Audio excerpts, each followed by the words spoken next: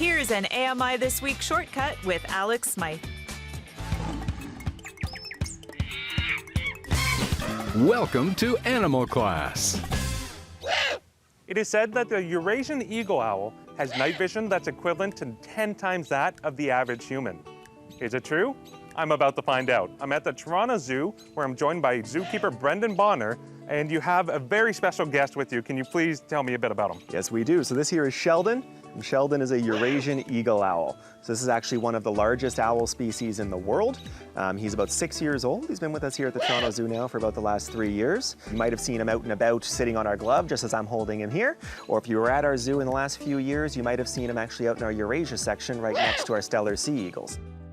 Sheldon is about 1.5 feet tall, and his feathers are mostly light and dark brown, with white and black mixed in. Pretty great for camouflage. He has 2 tufts of fur on his head that look like horns, and he has large, bright orange eyes. All the better to see you with. Is it true that their night vision is 10 times that of an average human? I always tell people, if you envision the way that we can see during the day with that kind of clarity is the way that an owl can see at night. So their pupils dilate just like yours and mine do for different light.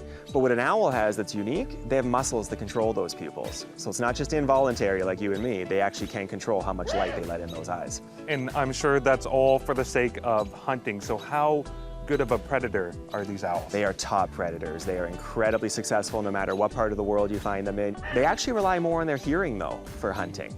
So an owl's hearing is their #1 thing. So if you look at his face, you can kind of see his face almost has a disc shape to it, very much like a satellite dish. So that funnels the sound towards their ears. So what you'll often see an owl do is you'll see them kind of rotating their head in a circle. What they're doing is they hear something and they're isolating where it's coming from. So each ear is getting a sample of it. They're kind of channeling where that sound's going, and then they can zero in exactly on where that is.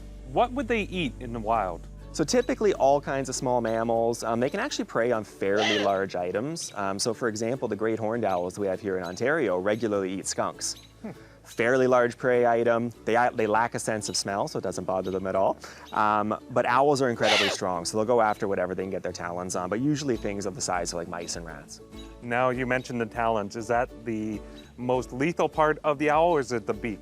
The talons would definitely be the most lethal. So they've got 8 talons on them. They're all razor sharp. They're designed to punch through whatever they get. That's what they kill their prey with. That beak of theirs, no slouch either. It is incredibly sharp, and they use that to tear apart whatever they've caught into bite-sized pieces to swallow. And that's why you're wearing a big, thick leather glove. Exactly. Sometimes it's not thick enough, though. Owls are incredibly strong grippers. They can actually grip with about 500 pounds per square inch in those feet of theirs. So even through this glove, which is 3 layers thick, it hurts. And so whereabouts can you expect to find the Eurasian eagle owl in the wild? They're fairly widespread actually across Europe and Asia. You can find them in the forested regions, sometimes even up in the colder mountainous regions. They're actually one of those species that you can find in almost every country. While Sheldon is specifically designed as an apex predator, you may have noticed he's a chatty fellow. That's because he's trained as an outreach bird. He's been imprinted, meaning he's been around humans since birth, and as a result, he's very comfortable.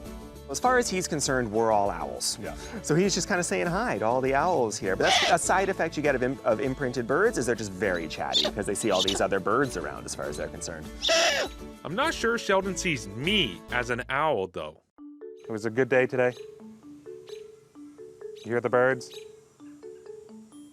Sheldon, don't turn your back to me. I guess I'm getting the cold shoulder, or the cold head in this case. Fine, I don't have to talk to you either. Though I had my back turned to Sheldon, he finally decided to give in and talk. What? What was it? Hopefully it wasn't me. It was? Uh-oh. I think I should be scared. Well, it was great to meet you, Sheldon. And likewise to you, Brendan. And if you at home want to learn more, be sure to check out torontozoo.com.